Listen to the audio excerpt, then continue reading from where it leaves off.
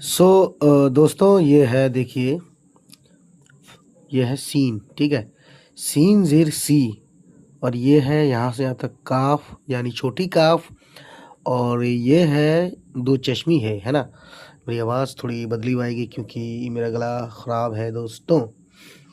सी और काफ दो चश्मी है, मिलता है तो हो जाता है ख, और ये है अलिफ ज़बर के साथ, तो ये हो गया सिखा। ये है नून और ये बड़ी ये ज़ेर के साथ, हो गया सिखाने, है ना। छोटी है और वाव पेश हो, लेकिन नून गुन्ना को मिलाएंगे हो में तो ये हो जाएगा हो, ठीक।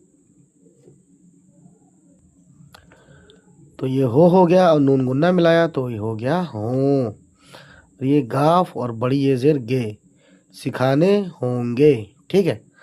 तो इस तरीके से दोस्तों हमने देखा, रीडिंग प्रैक्टिस की।